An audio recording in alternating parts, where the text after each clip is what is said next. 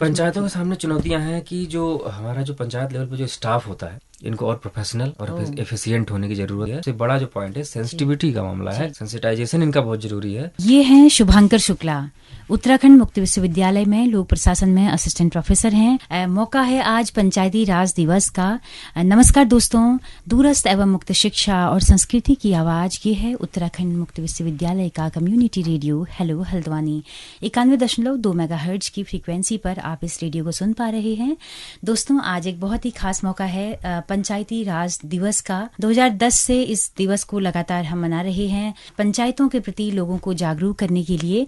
आज हमारे साथ शुभांकर शुक्ला जी हैं, जिनका रिसर्च भी पंचायती राज पर रहा है और पंचायती राज की तमाम सारी विंग्स में उन्होंने काम भी किया है। शुभांकर जी, आपका बहुत बहुत स्वागत है हमारे इस कार्यक्रम में। बहुत बहुत शुक्रिया मैम जी।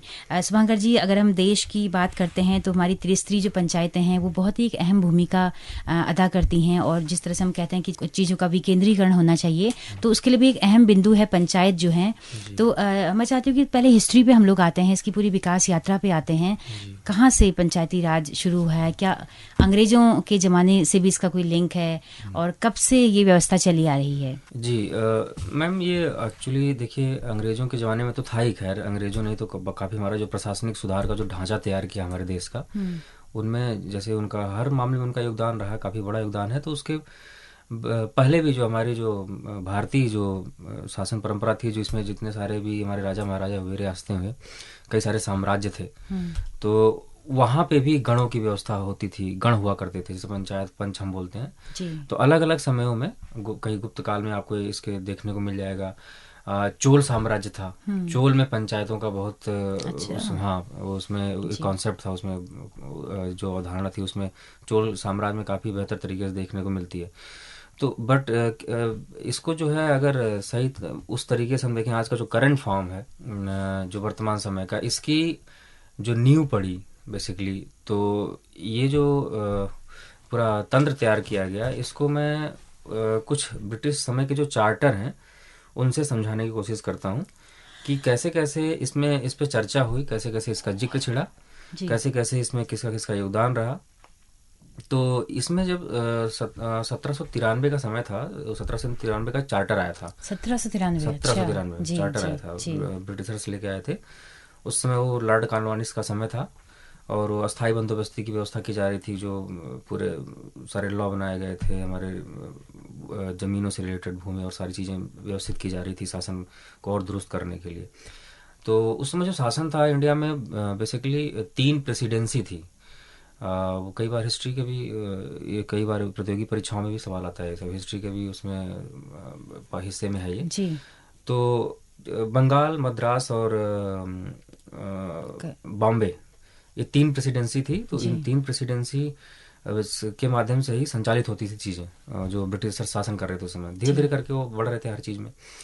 तो उसमें प्रेसिडेंसी से हट के पहली बार 1793 में इस चीज़ का जिक्र हुआ कि जो शासन व्यवस्था हमारी है उसको थोड़ा सा विकेंद्रित किया जाए, उससे हटा जाए और थोड़ा आगे भी बढ़ा जाए कि कैसे गांव का शासन होगा, या जो ब्लॉक्स हैं, इंटीरियर्स हैं, उनमें कैसे चीज़ें स्थापित की जाए, कैसे तंत्र डेवलप किया जाए।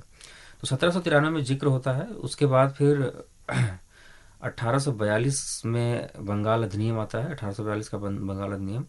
इसमें प्रेसिडेंसी के जो बाहर जो विकास कार्य देखने होते हैं, उसके लिए संस्थाओं को बनाने की बात की जाती है। 1793 में जिक्र आता है कि ऐसी व्यवस्था होनी है, ऐसा कुछ करना है।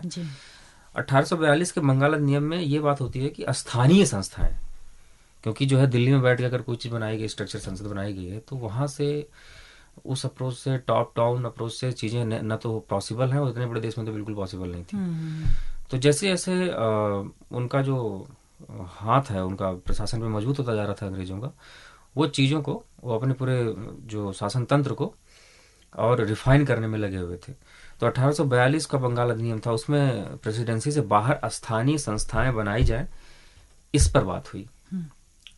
अब देखिए क्रमबद्ध तरीके से चल रहा। 1793 हुआ, फिर 1842 का बंगाल अधिनियम आया, फिर 1864 में भारत सरकार का प्रस्ताव आया था, मतलब भारत सरकार मतलब जो ब्रिटिशर शासन कर रहे थे जी, उनका प्रस्ताव आया कि भाई स्थानीय स्वशासन को मान्यता देनी चाहिए। अच्छा। कि मतलब जो भी संस्था बनाई जाएगी वो एक तरह से सोवराइन होगी अपने लेवल पे, वो खुद स्वायत्त होगी। हाँ स्वायत्त होगी। तो धीरे धीरे इसके बीज पड़ रहे थे। अभी देखिए ये सारे कॉन्सेप्ट अभी जब मैं लास्ट में बताऊंगा कि पंचायती राज की व्यवस्था जो इस समय का जो पूरा मॉड्यूल है वो सब इसमें है, जितनी बातें बताता जाऊंगा सब जी उसमें जी, शामिल क्या होंगी। बात है, बिल्कुल। फिर उसके बाद 1870 में लॉर्ड मेयो आते हैं। उन्होंने जो पंचायतें थी उनके कार्यात्मक और वित्तीय स्वतंत्रता प्रदान की। अच्छा, कुछ एक सिस्टम डेवलप किया उन्होंने क्या ग्राउंड बात लेवल है, पे, जो बिल्कुल। स्थानीय लेवल पे। उसमें उन्होंने कहा कि भाई आपके कार्यात्मक जो फंक्शनल और जो फाइनेंशियल मैटर्स हैं उसमें आप स्वतंत्र हैं, अपने हिसाब से चीज़ें तय करिए बनाइए। हालांकि इन्हीं के समय पहले जनगणना में पहली जनगणना हुई थी, जो जनगणना हमारे यहाँ होती है, अच्छा लॉर्ड मेयो के टाइम में हुई थी अच्छा और अच्छा 1872 से शुरू हुई थी। जी, 1872 में शुरू की गई थी बट रेगुलर हुई थी 1881 में। अच्छा अब जिनका नाम लिया जाता है प्रमुख रूप से इस पूरे पंचायती राज सिस्टम को के जनक के रूप में एक तरह से कह सकते हैं, उन्हें कहते हैं लॉर्ड रिपन। लॉर्ड रिपन, हाँ, लॉर्ड रिपन ने प्रॉपर होल सोल पूरा थॉरोली स्थानीय स्वशासन का ओह वाह, वो पूरा मसौदा तैयार करके, खाका तैयार करके डाला। जी जी। अब और देखिए कितनी बार हम लॉर्ड रिपन को याद करते हैं, हमको मालूम ही नहीं है। बिल्कुल बिल्कुल, हाँ, लॉर्ड रिपन का ही सबसे बड़ा योगदान था, इन्हीं को जी जनक कहा जाता है जी बेसिकली जी पंचायती व्यवस्था के लिए। जी, और स्थानीय स्वशासन की जब बात हुई तो फिर जब रिपन ने सारी बातें की तो इसको फिर स्थानीय स्वशासन का मैग्ना कार्टा कहा गया। अरे वाह, मैग्ना कार्टा ब्रिटेन में एक अधिकारों के संबंधित घोषणा पत्र था, आपको चार्टर पता? था, हाँ बिल्कुल। हाँ, 1215 में आया था। तो जी जैसे ऐसे अधिकारों को लेकर कोई बात होती है किसी भी सेक्शन में, किसी भी उसमें बिरादरी में, तो उसको बोला जाता है मैग्ना कार्टा की संज्ञा दी जाती है कि अधिकारों का घोषणा पत्र था। तो जहाँ जहाँ अधिकार की ज़्यादा बात सबको, होगी वहाँ उसको बिल्कुल पर्याय के तौर पे बिल्कुल इस्तेमाल उसको, करते हाँ। हैं।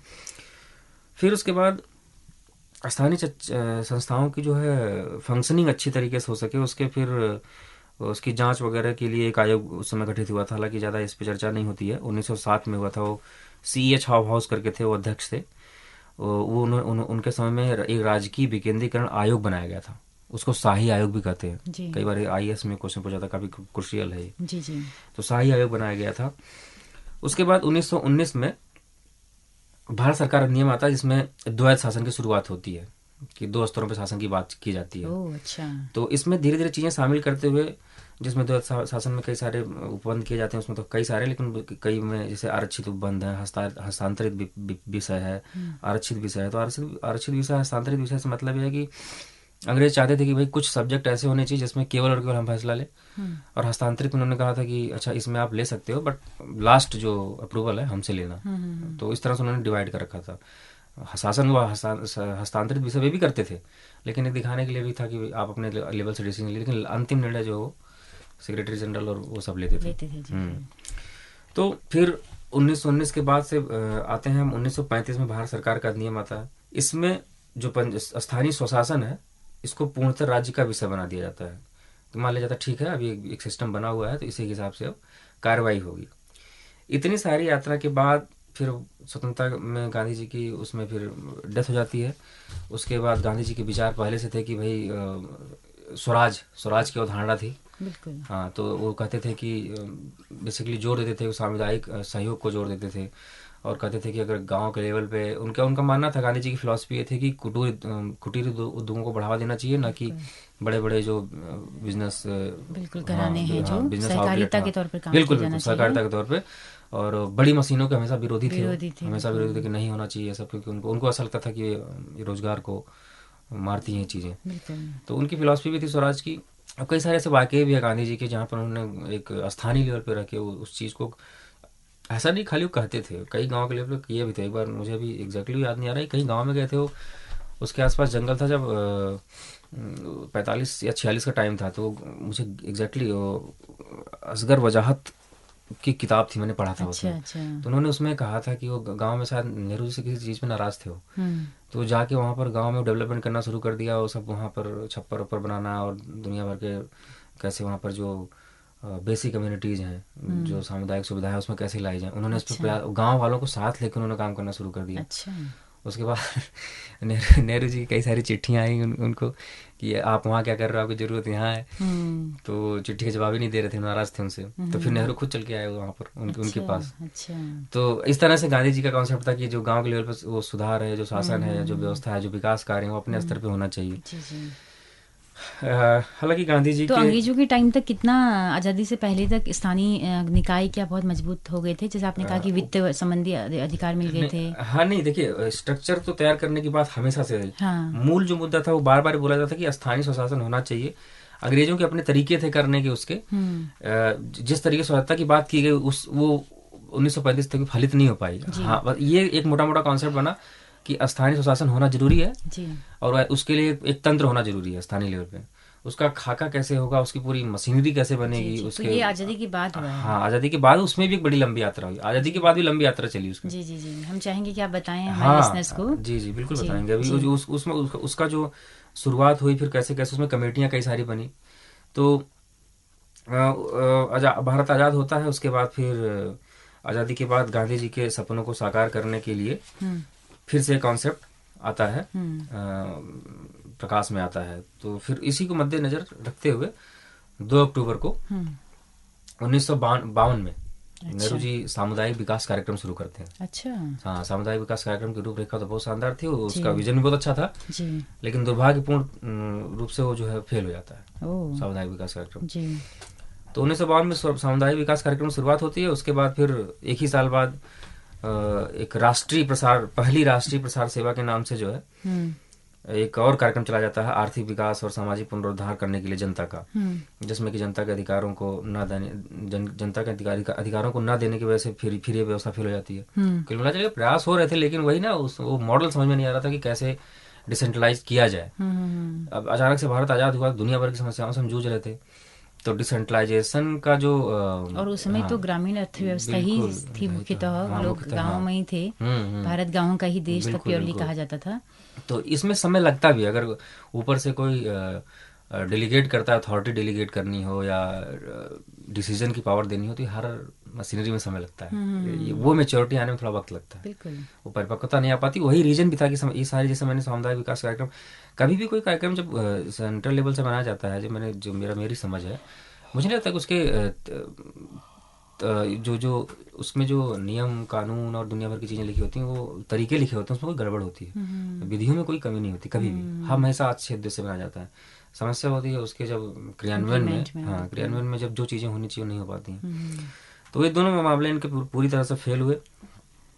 तो फिर नेहरू जी ने क्या किया कि 1957 में यहाँ से रिवोल्यूशनरी चेंज आने की बात शुरुआत होती है। बलवंत राय मेहता समिति बनाई जाती है 1957 में, और ये समिति बनाई जाती है। फिर 1958 में 12 जनवरी 1958 को इस समिति की जो है एक रिपोर्ट आती है। यहाँ पर उस स्ट्रक्चर की बात करते हैं। अब तक केवल कॉन्सेप्ट था, स्थानीय स्वशासन की बात चल रही थी, एक संस्था की बात चल रही थी जी। अब उसके ढांचे की हाँ, बात अब उसके ढांचे की बात 1957 में बलवंत राय मेहता ने बोला जी कि भाई ऐसा करो कि एक त्रिस्तरीय सिस्टम बनाओ। अब त्रिस्तरीय से मतलब क्या था, ये नहीं कि केंद्र राज्य और विधानसभा और नहीं, हाँ, उन्होंने पंचायतों के अंदर त्रिस्तरीय, पंचायतों के अंदर त्रिस्तरीय व्यवस्था होनी चाहिए। पंचायतों के अंदर त्रिस्तरीय व्यवस्था में उन्होंने कहा कि ग्राम स्तर पर ग्राम पंचायत होगी, एक प्रखंड स्तर जिसको हम ब्लॉक बोल सकते हैं, हमारे यहाँ खंड विकास अधिकारी बोलते हैं उत्तराखंड में, तो प्रखंड ब्लॉक बोल रहे हैं, प्रखंड बोल लीजिए, खंड बोल लीजिए। तो प्रखंड स्तर हो गया ब्लॉक, पंचायत समिति, ग्राम पंचायत, पंचायत समिति, और एक हो गया जिला स्तर पे जिला परिषद। ठीक, तो ये 3 व्यवस्था जो है, 3 त्रिस्तरीय व्यवस्था जो है, इसका सुझाव पहली बार बलवंत राय मेहता ने दिया जी। जब 1958 में इसकी जो रिपोर्ट आई, तो इसको जो है, जिसे कहते हैं कि ये भी एक प्रश्न बनता है प्रतियोगी परीक्षाओं का कि कब सब पहली बार लागू किया। तो पहली बार में देखिए प्रायोगिक तौर होता है, एक होता पायलट प्रोजेक्ट। व्यवस्था तो उन्होंने सुझा दी, अब ये देखना था कि जो सुझाई गई है क्या वाकई वो सही से इम्प्लीमेंट होगी कि नहीं, उसको मिसाल के तौर पे, मॉडल के तौर पे कहीं पे इम्प्लीमेंट किया जाना है। तो उस सोच रहे थे कि भाई इसको पहले अप्लाई करके देखो पायलट प्रोजेक्ट के तौर पे। तो उन्होंने क्या किया, आंध्र प्रदेश में इसको पायलट प्रोजेक्ट चलाया। अच्छा। फिर जब उन्होंने रन किया तो उनको समझ में आया कि नहीं ठीक है, तो उन्होंने क्या किया, फिर 2 अक्टूबर 1959 से राजस्थान के नागौर जिले से पंचायती राज व्यवस्था की औपचारिक शुरुआत पूरे राज्य में कर दी। तो अगर होल अगर मानेंगे तो राजस्थान का नागौर जिला है, और पायलट प्रोजेक्ट पे अगर देखा जाएगा तो आंध्र प्रदेश में है। उसके बाद फिर 1960 में असम, तमिलनाडु, कर्नाटक, फिर 1962 में महाराष्ट्र, है ना, ये सारे स्टेट ने अपने अपने स्तरों पे इसको अपनाया।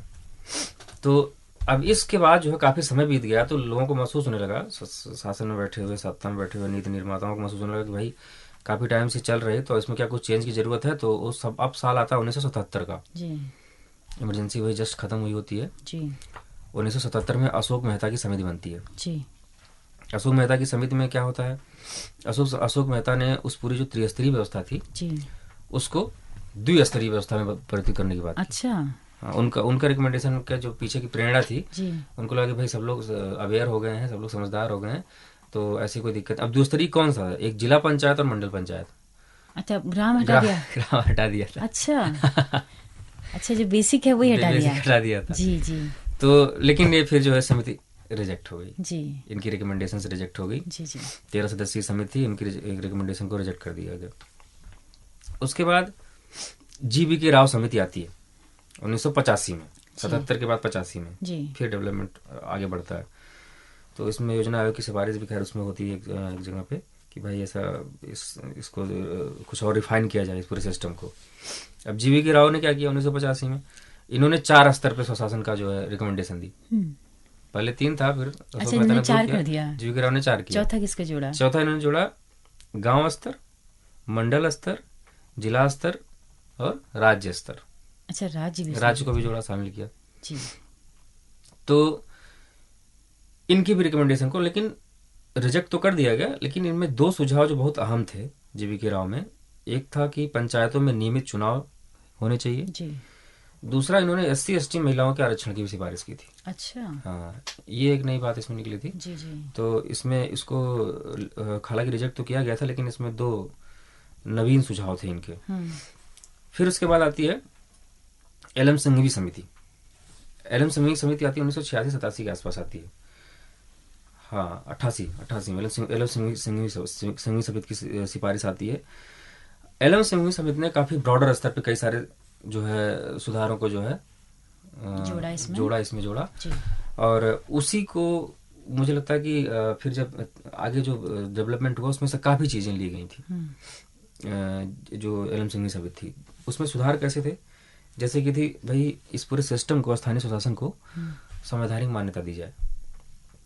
संवैधानिक मान्यता के बाद न्याय पंचायत और ग्राम पंचायत जैसी 2 गठन किया जाए, 2 इकाई। अच्छा, न्याय पंचायत हो, ग्राम पंचायत हो। और आर्थिक रूप से आत्मनिर्भरता की बात इन्होंने की कि गांव के जो मुद्दे हैं, गांव के जो मसले हैं, वो आर्थिक रूप से खुद अपनी व्यवस्था करें, खुद करारोपण वगैरह करें, उनकी शक्तियां दी जाए, जो भी व्यवस्था बनानी हो उनको आर्थिक रूप से सुदृढ़ किया जाए। फिर इन सारी सिफारिशों के बाद, एलएम संघवी सिफारिशों के बाद, इस समय ये राजीव गांधी का दौर चल रहा था 1988 के आसपास का। तो राजीव गांधी काफी सीरियस थे इस चीज को लेकर।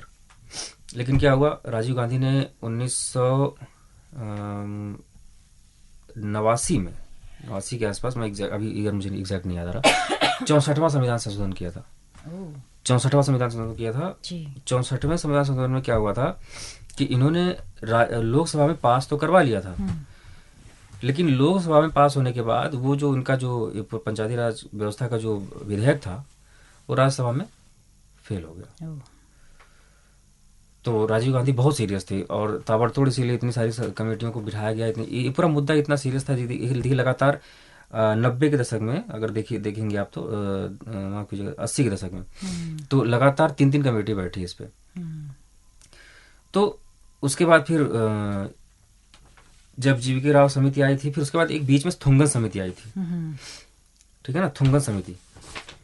और थुंगन समिति के बाद आता है 1992 का साल। 1992 के साल में क्या होता है कि 73वां इस समय आ जाते हैं प्रधानमंत्री हमारे नरसिम्हा राव। तो नरसिम्हा राव इस पूरे विधेयक को 2 से 3 दिन के अंदर पास करवाते हैं। ये राज्यसभा में पेश करते हैं जी। उसके बाद फिर ये समय था 24 अप्रैल 13 दिसंबर का टाइम था, सॉरी माफ कीजिए 24 दिसंबर का टाइम था जी जी। 24 से 26 दिसंबर के बीच में दोनों पार करवाते हैं 1992 में। फिर ये 1993 में 24 अप्रैल को इसको लागू किया जाता है। ये पूरी इसकी रही हिस्ट्री। पंचायती राज की जो व्यवस्था है जी, जो तो अंततः त्रिस्तरीय पंचायत में वही गांव, प्रखंड हाँ और जिला रखा जाता है। हाँ हाँ और उसके अलावा ग्राम पंचायत और न्याय पंचायत की बात भी है। हाँ बाकी स्वायत्त जो किया गया पंचायतों को, वो क्या तभी से कर दिया था? हाँ। जैसे इसमें हुआ क्या ना कि इसमें आपके जैसे संवैधानिक दर्जा देने की बात की गई, तो संवैधानिक दर्जा देने से क्या होता है, वो उस चीज़ की सीरियसनेस बढ़ जाती है। उसमें हाँ उसमें उसमें ये हुआ कि जब 73वां संविधान संशोधन बनाया गया, तो हमारे जो संविधान के जो भाग 4 है उसमें नीति निर्देशक तत्व है, उसमें अनुच्छेद 40 है। नीति निर्देशक तत्व हमारे जो संविधान वो तो पहले से लिए गए हैं, मतलब 1976 के आसपास जोड़े गए थे, उसमें संविधान का हिस्सा थे। तो उसमें अनुच्छेद 40 में बोला गया था कि भाई राज्यों में पंचायत स्तर पे पंचायती राज व्यवस्था गठन होना चाहिए। तो वो इसीलिए बोला गया था नीति निर्देशक तत्व, वो ऐसे चीजें, ऐसे सारे बिंदु हैं जिसपे राज्य चाहे तो जो है उस पे हस्तक्षेप कर सकता है। हाँ, हस्तक्षेप कर सकता है, उस पर नियम कानून पर नियम जो भी बनाना है वो बना सकता है सामाजिक उसको हित को देखते हुए। तो था तो पहले से प्रावधान हो 40 में, लेकिन उसको संवैधानिक दर्जा देने के चक्कर में यहाँ तक ये इतना समय लग गया। जी जी जी। तो फिर ये जो पूरी व्यवस्था आई थी वो अनुच्छेद 243 में आई थी जी। संविधान की अनुच्छेद 243 में आई थी, जो कि भाग 9 में आता है जी। और 243 से लेके 243 में ग्राम सभा का जो पंचायत का जो परिभाषा है वो शुरू होती है। हाँ, और उसके बाद 243 ओ जी 201 तो 243 है, फिर 243 ए बी सी डी, इसको 16 नए अनुच्छेद जोड़े गए थे। अच्छा। 243 से 243 ओ तक, तो उसमें सब कुछ है जी। मतलब वो ओ तक ऐसे कि पंचायती राज सिस्टम में जो आपका गठन से संबंधित बातें हैं, उसकी कार्यप्रणाली से संबंधित बातें हैं, अलग अलग में किसी ए बी सी डी ऐसे, किसी में वित्तीय उसकी जो उसका प्रबंध किया गया उसकी बात है। तो इस सारे पूरे जो कैसे पूरी व्यवस्था पूरा सिस्टम स्ट्रक्चर चलेगा, उन सब के बारे में उसको ओ तक में वर्णन किया गया है। जी जी। तो ये ओ तक जोड़ा गया 16 ने, तो उसमें सारे पंचायतों के बारे में बात की गई। तो ये पूरी हिस्ट्री है पूरी। तो ये पूरी विकास यात्रा को हमने समझा कि कैसे कैसे इसकी वो समझना बहुत जरूरी मुझे लगता है इतिहास को। जी। तो ये 24 अप्रैल को 1993 में लागू हुआ था जी, जिसकी वजह से 24 अप्रैल को पंचायत दिवस मनाया जाता है। और इसको सबसे पहले 2010 में मनमोहन सिंह जी की सरकार ने 2010 में 93 में लागू हुआ था। 93 में इतनी देर में लागू हुआ है। हाँ। अच्छा। इसको संवैधानिक दर्जा देते हुए और सारी करते कराते 93 हो गया था। 93 में पूरा स्ट्रक्चर इसका लागू। तो अभी बिल्कुल नया नवेला ही एक तरह से हम कहेंगे। 93 से भी कम ही है। तो शुभांकर जी, आप तो इस पूरे सिस्टम में रहे भी हैं, एनआरएलएम में आप रहे मैनेजर के तौर पर, आपने अजय वहाँ पर काम किया है। रुद्रपुर में नहीं, वो राष्ट्रीय ग्रामीण आजीविका मिशन था ना। जी जी जी। उधम सिंह नगर डिस्ट्रिक्ट में आपने काम किया, तो वहाँ आपको और बारीकी से समझने को मिला होगा कि 93 से अभी तक पंचायतों में हमने कितना हासिल कर लिया और पंचायतों की असल समस्याएं क्या हैं। तो क्या आपके अनुभव है, मैं चाहती हूँ आप साझा करें।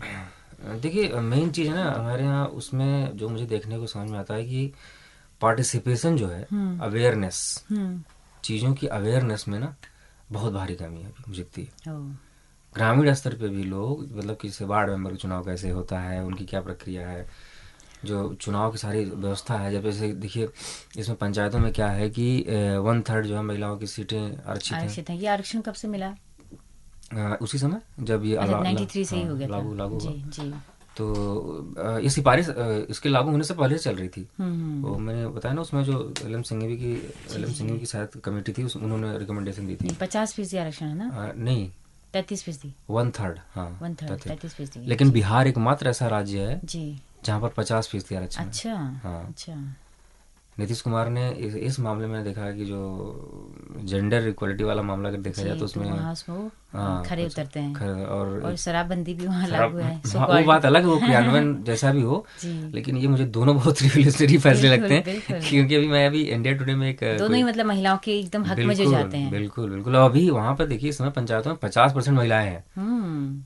तो ये बहुत बड़ा हिस्सा हमारे उत्तराखंड में जब 33% आकर इस तरह का आलम है। हाँ। हम देख रहे हैं कि बड़ा शानदार इसका रिजल्ट है। तो 50% में तो और शानदार होगा। 50% और शानदार। शुरुआती एक दौर था जब रबर स्टैंप महिलाएं बनी रही, लेकिन अब की जो पीढ़ी आ रही है जो थोड़ा पढ़ी लिखी भी है, तो वो मजबूती से खड़ी हो रही है, पति प्रधान के लिए ज्यादा स्पेस नहीं छोड़ रही है जी।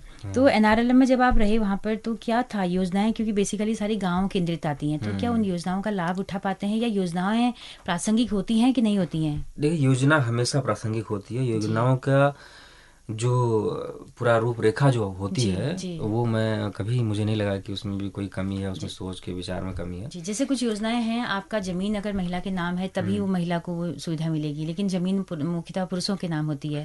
तो क्या इस तरह के कॉन्ट्रोडिक्शंस आते हैं कहीं पर? हाँ, कॉन्ट्रडिक्शन है, बहुत बड़ा कॉन्ट्रडिक्शन है, ये वाला तो बहुत बड़ा कॉन्ट्रडिक्शन है जी।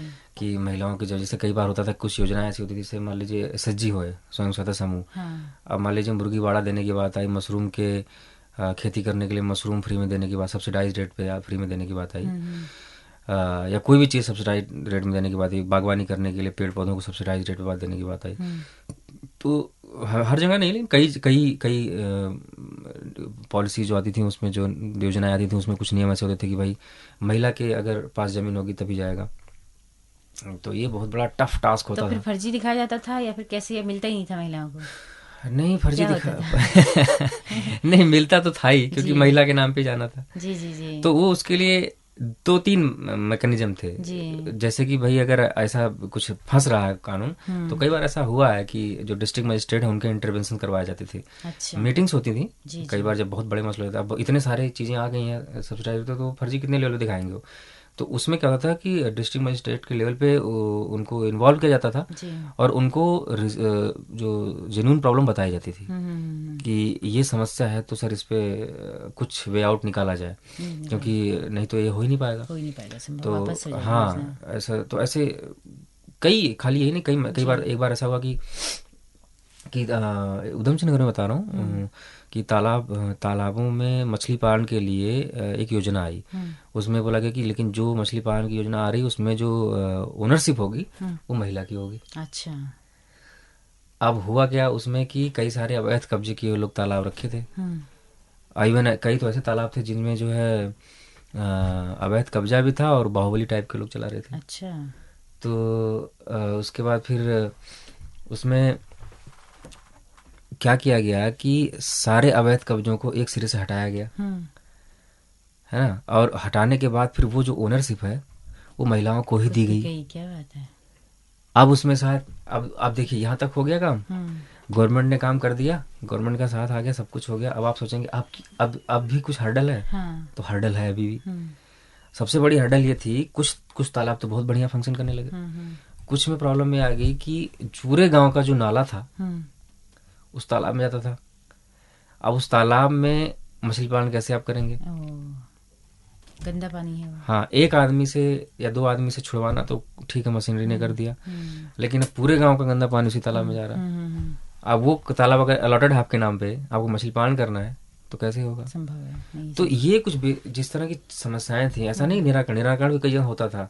कई जगह तालाब, इस समय मुझे 2 साल पहले यहाँ के जो हमारे मुख्य विकास अधिकारी नीरज दीक्षित जी थे, उनको भारत सरकार के स्तर पे पुरस्कार मिला था इस पे कि कितना शानदार काम किया उन्होंने तालाबों को छुड़वाने। हाँ, बहुत ही एक्टिव आदमी थे वो, और बहुत शानदार तरीके से उन्होंने कई जगह पर इस चीज़ को इम्प्लीमेंट करवाया। तो चीज़ें रह जाती हैं। कभी ऐसा भी हुआ कि पैसा आया है, लैप्स हो गया हो विभागों में ही, काम ये तो मुझे लगता है कि आम समस्या है, पैसा लैप्स होने वाला। लेकिन यह है कि कोशिश, अगर उस टेम्पर के ऑफिशियल्स होते हैं तो ऐसा होता नहीं है। हाँ, कई बार मैंने बहुत ऐसे लोगों को भी देखा है कि सिस्टम में, जैसे कि आप इमेजिन नहीं कर सकते कि उतने टाइम बाउंड मैनर में वो काम होना, उस तरीके से पैसा लैप्स ना होने पाए, इस तरीके का काम भी देखा। एक हफ्ते में चीज़ों को कैसे मैनेज किया जाता है, ऐसे भी हुआ है। जी। तो ये चीज़ें होती हैं। अच्छा, ग्राम स्तर पे क्या ग्राम प्रधानों को कई सारे राइट्स होते हैं? बहुत होते कि अपना पैसा खर्च कर, उनके पास कोई मद होता है?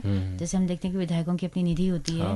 तो ऐसे ग्राम प्रधानों का कोई मद है क्या? हाँ, ग्राम प्रधानों का ही है, लेकिन उसमें जो है जैसे वार्ड मेंबर हो गए, पंच हो गए, उन सबसे जो है आपस में बातचीत करके सहमति की बात को खर्च किया जा सकता है। हाँ, करते हैं। लेकिन शायद ऐसा नहीं है कि कुछ पैसा, कोई ऐसा सिस्टम है शायद कि आपको ऊपरी स्तर पे कुछ परमिशन लेनी पड़ती है?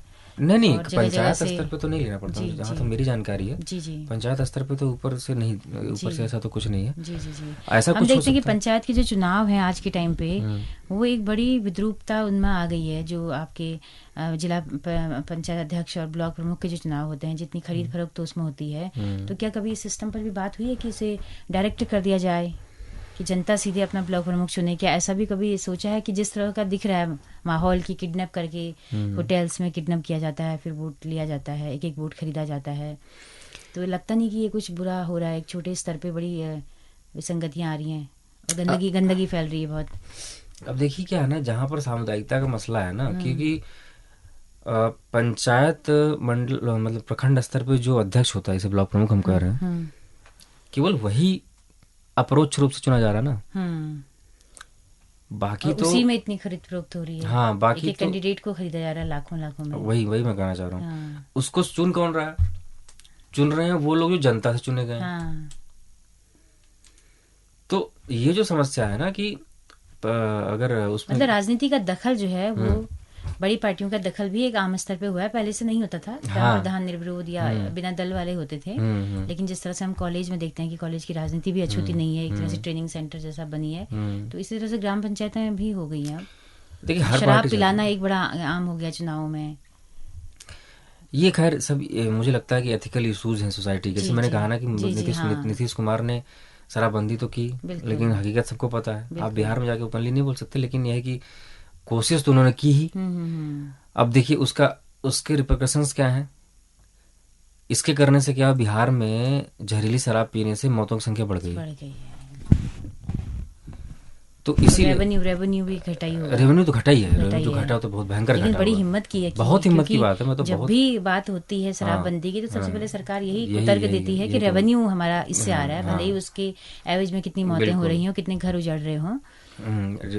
ये मैं मानता हूँ। और उन्होंने जैसे एक साइकिल योजना उन्होंने बच्चियों के लिए चलाई थी जी। तो ये बहुत बहुत बेहतरीन फैसले हैं और बहुत इसके लिए हिम्मत चाहिए। शराबबंदी के लिए तो बहुत ही हिम्मत चाहिए। जी जी जी जी। तो आज के टाइम पे चलते चलते अब हम बात करते हैं कि क्या चुनौतियां हैं पंचायतों के सामने। अगर पंचायतों के सामने चुनौतियां हैं कि जो हमारा जो पंचायत लेवल पे जो स्टाफ होता है, इनको और प्रोफेशनल और एफिशिएंट होने की जरूरत है। बिल्कुल। सेंसिटिव होने की जरूरत है। चीजें भी होने की जरूरत है। सेंसिटिव होने की तो खैर सबसे पहले जरूरत है। सबसे बड़ा जो पॉइंट है सेंसिटिविटी का मामला है। सेंसिटाइजेशन इनका बहुत जरूरी है। कोई अफसरशाही यहाँ नहीं चलनी चाहिए। आम जनता सीधे आ रही है तो आप सरल तरीके से उनसे बात करें।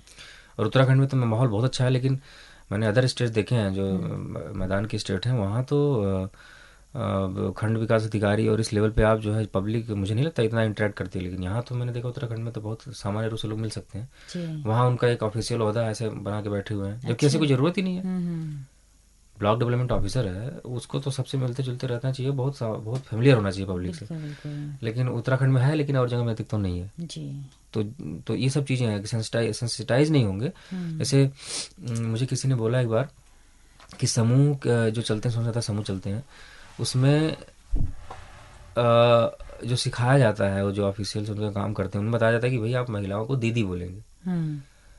तो मेरे साथ कुछ लोग बिजनेस के उससे आए थे मनसा से कि भाई सर हम बिजनेस मतलब वो सहयोग करना चाह रहे थे महिलाओं को अपलिफ्टमेंट में। उन्होंने कहा कि हम अपनी टेक्निक देंगे, आप हमको मार्केट दीजिए।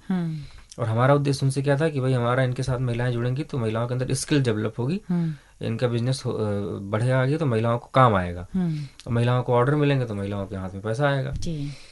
तो उसमें से मुझे एक आदमी ने बताया कि सर ये जो दीदी टर्म है ना, ये बहुत जोड़ता है।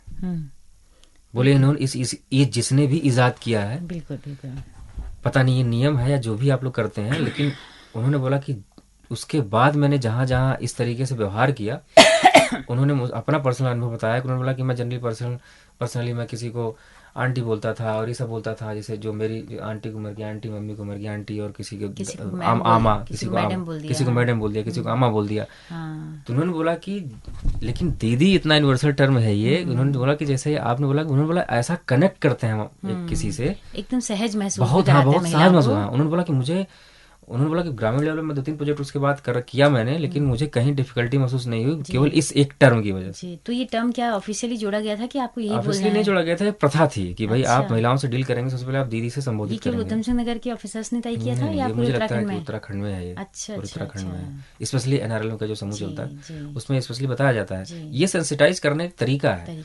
आप पुरुष हैं तो आप अपने आप को उस तरीके से मत रखिएगा कि मतलब महिलाओं के लिए काम करेंगे, क्योंकि बार बार सबको दिमाग में बताया जाता था उनकी जो साइकोलॉजिकल। पंचायती स्तर पे जो महकमे हैं उनमें महिलाओं की भागीदारी कितनी है? सरकारी जो बीडीओ ऑफिस है, बीडीओ है, उनमें भी क्या महिलाओं को? इसका कोई डेटा नहीं है, लेकिन है महिलाएं हैं। जिस तरह वो जो एग्जाम होता है, तो जिस तरीके से हर एग्जाम में महिलाएं आगे आ रही हैं, उसी तरह से पटवारी महिलाएं कई बनी हैं। पीसीएस कितनी महिलाएं बनी है उत्तराखंड में, पीसीएस हैं। तो जिस तरीके से पटवारी हम कभी कल्पना नहीं कर सकते कि महिला भी पटवारी होगी। पटवारी की छवि होती है एक छोटे कस्बे के किसी रसूखदार के घर के पास उसके कमरे का किराया होता था और वो शराब का दौर वो सब उस तरह की जो है छवि। तो महिलाएं बनी तो कुछ ना कुछ चेंज तो आई रही। हाँ आएगा उसमें। अब पटवारी भी आपने कभी सोचा था बस कंडक्टर महिलाएं बनेगी? बिल्कुल वही तो मैंने देखा हरिद्वार में 2 बजे रात को एक महिला बस कंडक्टर थी, वो सवारी इकट्ठा कर दी। मैं तो चौंक गया, मैंने कहा अरे जी। तो ये सब होगा, ऐसे होगा, ऐसे पंचायतों में भी ऐसे होगा। हल्द्वानी में दर्जनों ऑटो ड्राइवर भी है महिलाएं। हाँ तो वही यहाँ पे ट्रेनिंग भी दी जाती है उनको। तो शुभांकर जी चलते चलते कुछ और अगर संदेश आप देना चाहें, क्या हमें किन मजबूत इरादों की जरूरत है पंचायतों को और सशक्त करने के लिए, सशक्त स्वायत्त और विकेंद्रीकृत करने के लिए? मैं बस इतना कहना चाहूँगा, जितने हमारे भी लिसनर्स इसको सुन रहे हैं, जितने लोगों की भी जड़ें अगर अपने गांव से जुड़ी हुई हैं, तो उनके लिए यही संदेश है कि अपने गांव में जाएं और जितने भी पंचायतों में प्रावधान किए गए हैं और जो लोक कल्याणकारी जो योजनाएं हैं, एक बार उनकी जानकारी जरूर लें। क्योंकि हम कई बार लोगों की मदद करना चाहते हैं तो हमें लगता है कि हमारे पास रिसोर्स नहीं है। अगर आप जानकारी लेंगे तो आपको पता चलेगा कि रिसोर्सेज बहुत सारे आते हैं, बट ना जानकारी होने की वजह से हम फ़ायदा नहीं पहुंचा पाते किसी को। अपने भले ना फ़ायदा ले, लेकिन कई बार हम दूसरों को देख के, किसी की स्थिति देख के हम एक बेचारगी का भाव आता है कि नहीं, इनको क्यों नहीं मिल रहा है। तो अगर आपको जानकारी आप इकट्ठा करेंगे तो ऐसा बहुत कुछ मिलेगा जिससे कि आपकी अपना तो छोड़िए बहुत लोगों का भला हो सकता है। जी बिल्कुल जी, यही तो काफ़ी अच्छी जानकारी आज पंचायती राज दिवस के मौके पर आपने विकास यात्रा से शुरू करते हुए अभी वर्तमान की स्थितियों पर बात की। शुभांकर जी आपका बहुत बहुत शुक्रिया हमसे इतनी सारी बातें साझा करने के लिए। धन्यवाद जी। तो दोस्तों आप सुन रहे थे पंचायती राज दिवस आज है और बहुत सारी बातें आपने सुनी। अगर ये बातें आपको पसंद आई हों आपको तो अपना फीडबैक हमें ज़रूर दीजिएगा। जैसा कि हम बताते हैं कि हमारा रेडियो एक कम्युनिटी रेडियो है, सामुदायिक रेडियो है, जिसकी पहुँच रेडियो में केवल हल्द्वानी शहर तक है। लेकिन अगर आप दूर दराज पहाड़ों में या देश के किसी भी हिस्से में इस रेडियो को सुनना चाहते हैं तो हमारे YouTube चैनल के जरिए इन कार्यक्रमों को आप सुन सकते हैं। आपके फीडबैक का हमें बहुत बेसब्री से इंतजार रहेगा। इसी के साथ अपनी रेडियो मित्र सुनीता भास्कर को दीजिए इजाजत। नमस्कार और आप सुनते रहें हेलो हल्द्वानी।